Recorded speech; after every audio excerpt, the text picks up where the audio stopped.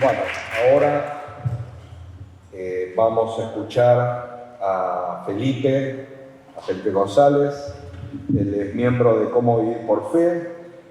Cómo Vivir por Fe es una pequeña comunidad cristiana que forma parte de un movimiento internacional de comunidades cristianas que se llama Jesús Cristianos, que comenzó en Australia en los años 80. Es un grupo integrado por personas que quieren vivir y difundir las enseñanzas de Jesús a tiempo completo, tarea a la cual Felipe se ha dedicado por 25 años. Bueno, ellos fueron invitados a contar su caso porque es un claro ejemplo de cómo se ha estigmatizado y tratado de criminalizar su fe y sus prácticas en la Argentina. Así que, bueno, con ustedes, Felipe.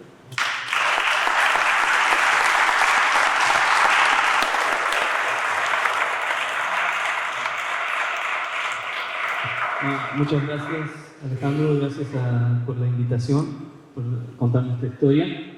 Me parece que estos son temas muy importantes que a menudo no se ven en el público y generalmente se ve como el lado opuesto, y está bueno que se vea el otro lado de la cuestión. Como dijo Alejandro, somos una pequeña comunidad cristiana basada en las enseñanzas de Jesús, en particular para personas que quieren trabajar como misioneros a tiempo completo.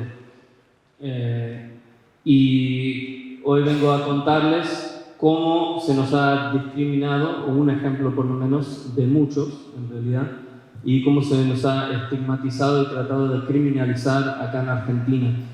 Y creo que es importante entender que esto no es solo para grupos que pueden tener una perspectiva radical o extremista, sino que pareciera que primero se busca una acusación de un grupo y después cualquier cosa que haga el grupo se acomoda para encajar dentro de esa acusación, en vez de realmente buscar si hubo o no un abuso, si hubo o no un delito, de estar verdaderamente buscando la verdad en la cuestión.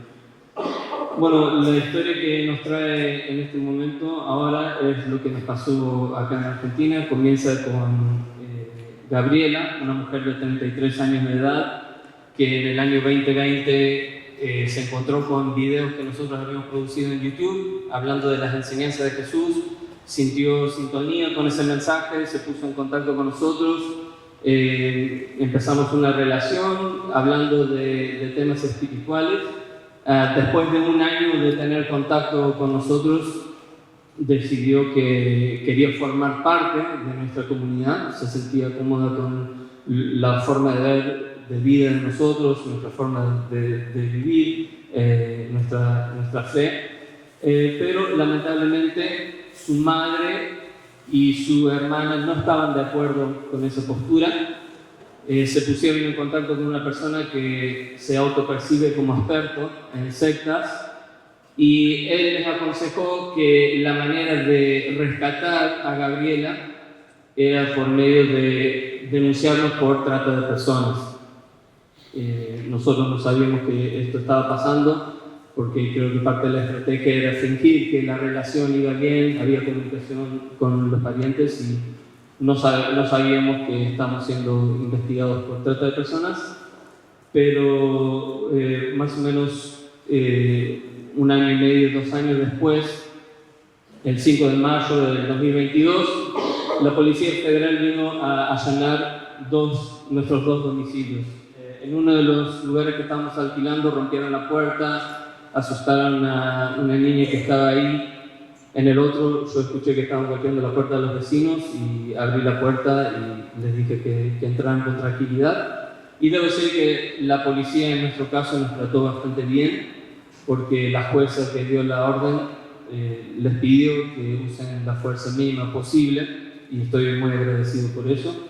Pero obviamente nos estaban allanando, así que se llevaron nuestras computadoras, celulares, cualquier elemento que necesitaban para la investigación, dinero en efectivo, todo. Y obviamente era un shock para nosotros, un choque. No lo esperábamos y no sabíamos qué estaba pasando. Nos explicaron que estábamos bajo investigación por trata de personas. Yo, mi esposa y otro compañero seremos los principales sospechosos y que deberíamos conseguir un abogado porque se nos estaba complicando la cosa. Al día siguiente, cuando ya no teníamos acceso a nuestras cuentas sociales, no teníamos acceso a nuestros dispositivos, el Antisectas pareciera que avisado por las autoridades o por Protex, empezó una campaña de desinformación para tratar de persuadir tanto a la justicia como al público en contra de nosotros. En sus redes sociales, en su canal de YouTube, empezaba a alegar muchas cosas, que éramos culpables de trata de personas y muchas otras distorsiones de lo que realmente hacíamos y creíamos, todo distorsionado, todo mentiras. Y agregó que éramos culpables también de tráfico de órganos. Y esto porque hace 20 años atrás, algunos miembros de nuestro movimiento a nivel internacional habían participado de un documental donde los filmaban a ellos ofreciendo salvar la vida de otras personas de manera altruista, totalmente voluntaria y gratuita, por medio de una donación de riñón en vida para salvarle la vida, como un acto de amor al prójimo. Eso, de acuerdo a este experto en sectas, ya que nosotros éramos una secta, de acuerdo a él, y éramos una organización coercitiva, debía interpretarse como tráfico de órganos. Pero no solo quedó en sus redes sociales, sino que fue a los medios de comunicación, donde nos pusieron como la secta del horror, con un montón de teorías de lo que estábamos haciendo, ninguna basada en los hechos, ningún intento de verificar, ningún intento de contactarnos para ver cuál era el otro lado de la cuestión. También usaron imágenes de grupos que no tenían absolutamente nada que ver con nosotros, como religiones de matiz afro, que no habían hecho nada para ser culpables, no habían hecho nada más que simplemente vestirse de una manera llamativa o de estar bailando, y eso los hizo dignos de ser puestos en un programa donde se los difamaba a ellos ya con las imágenes mismas sobre el tráfico de órganos, trata de personas, cuando no tenían absolutamente nada que ver. Bueno, decían cosas absurdas, como que para entrar a nuestra comunidad había que donar un riñón, no sé cómo funcionaría eso. También que tenemos una granja humana. Yo, por falta de tiempo, no les doy todos los titulares porque realmente iban escalando en sensacionalismo, hablando de sacrificios humanos, sacrificios de niños y un montón de otras cosas. También teorizaban sobre todo el dinero que supuestamente estábamos ganando con este tráfico de órganos que en Antisectas se imaginaba, y de todos los políticos y las personas en el poder que estábamos corrompiendo supuestamente a raíz de este imaginario tráfico de órganos. Y repito, no hubo absolutamente ninguna evidencia, ningún testigo que haya dicho yo vi algo, yo escuché algo, ninguna causa judicial que haya dicho estas personas estuvieron involucrados en algo. No, simplemente la opinión y el prejuicio de una persona que considera que todos son una secta y que incluso tocar música en una iglesia y que no te paguen es trata de personas. Bueno, esta misma persona simplemente teorizando sobre lo que nosotros hacíamos y los medios de comunicación aprovechándose de eso para crear una historia sensacional. No sé si se pueden imaginar el impacto psicológico y emocional que esto tuvo sobre nosotros, que tuvo sobre Gabriela, para sus parientes participar de esto, de nunca preguntarle a ella si era verdad lo que estaba pasando. Y todavía tenemos que lidiar con el tema legal, que eran los argumentos de Protex, una situación totalmente nueva para nosotros. No sabíamos ni lo que era trata de personas, ni de qué se nos estaba acusando. Pero ellos, por supuesto, querían culparnos de trata de personas y tenían que encontrar la manera de que encajemos en este concepto de captación, traslado y acogida de una víctima con fines de explotación. Así que, como no podían encontrar algo que realmente habíamos hecho, forzaban cualquier cosa para entrar en eso. Lo primero que hicieron, que también lo hizo este antisecta y creo que es un punto muy importante, es que nos desligaron de nuestras verdaderas creencias y prácticas. Nosotros somos, como dije, una comunidad cristiana basada en las enseñanzas de Jesús.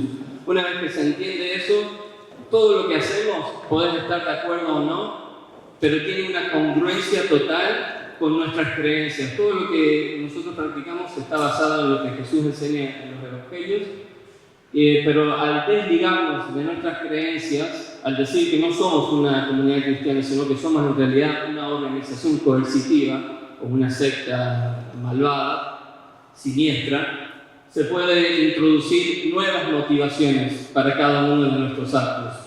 Entonces, si nosotros creemos que hay algún beneficio espiritual, despojarnos del materialismo, eso no, en realidad es un engaño para captar a víctimas. Si nosotros creemos que debemos trabajar motivados por el amor y no por ganancia material, eso también es explotación laboral. Tiene como cada cosa se vuelve a interpretar quitándonos nuestras verdaderas motivaciones.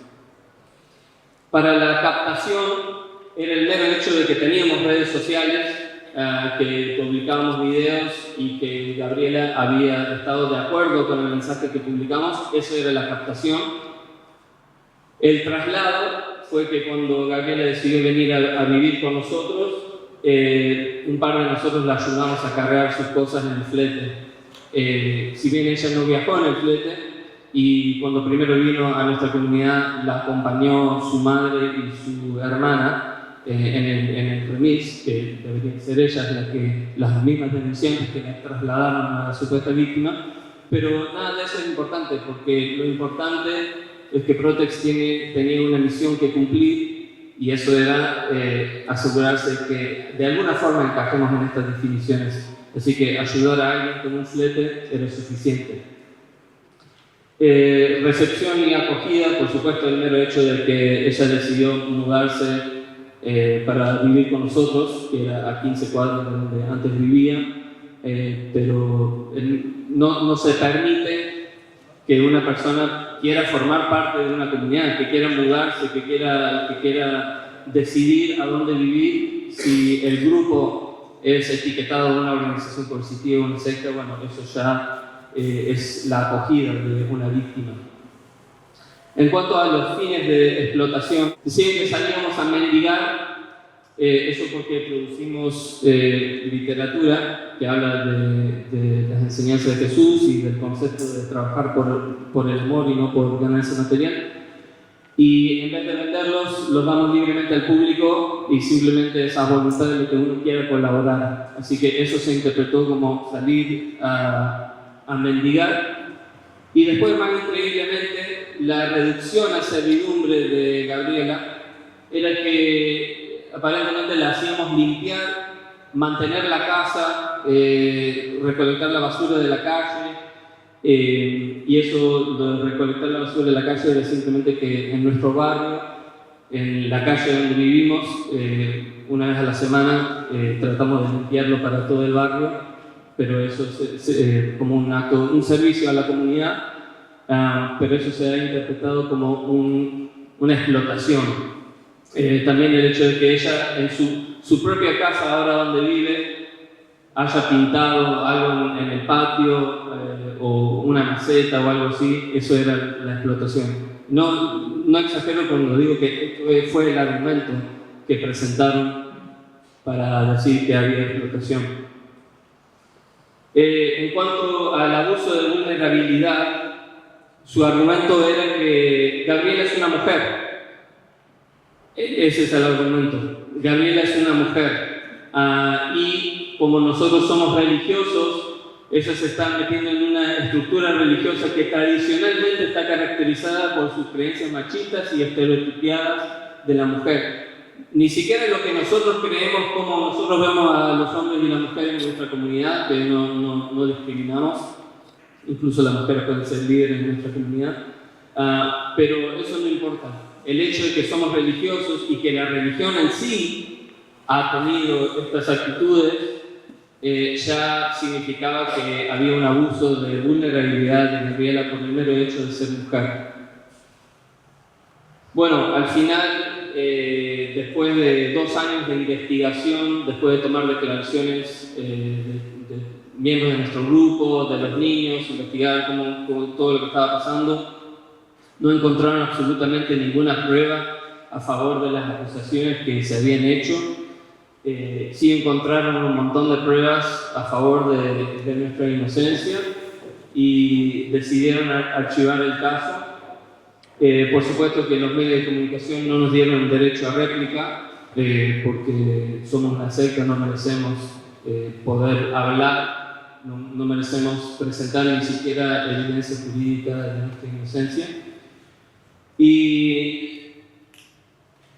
me llamó mucho la atención esta experiencia, y como dije, no es la primera vez que nos sucede, he experimentado esto en otros países también, donde personas con ciertos prejuicios parece que tienen la libertad de acusar a grupos religiosos de cualquier cosa con tal de que usen la palabra secta u organización coercitiva.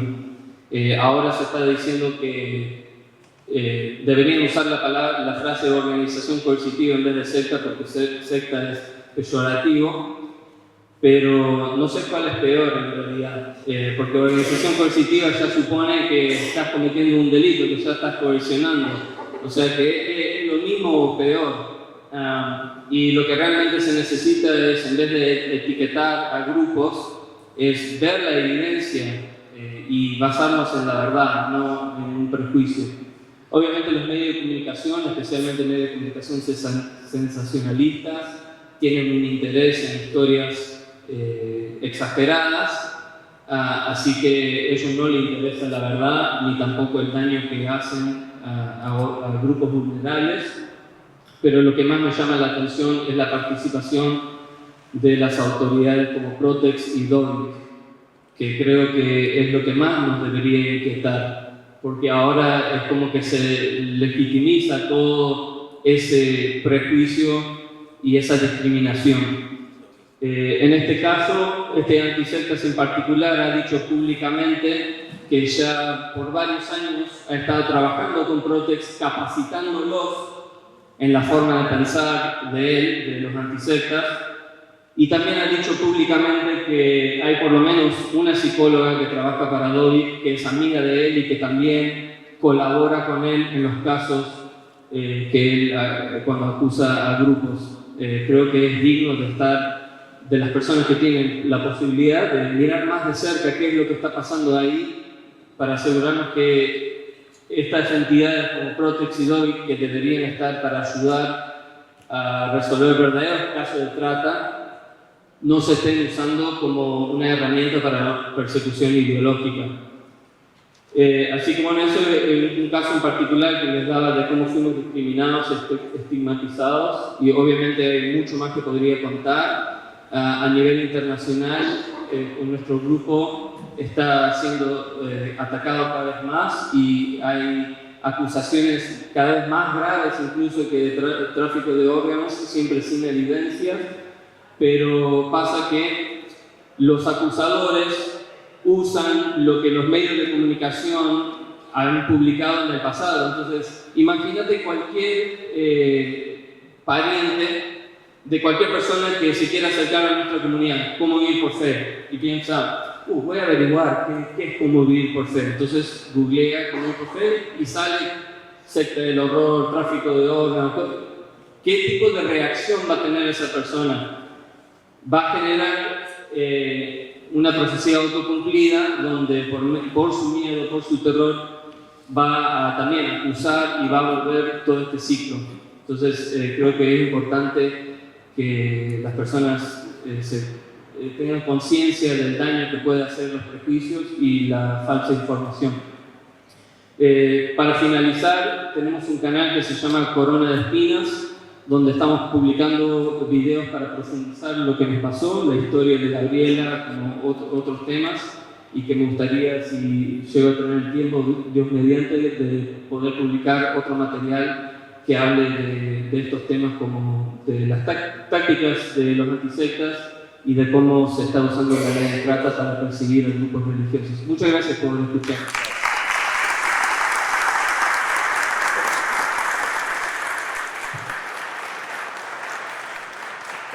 Muchas gracias, Felipe, por tu testimonio.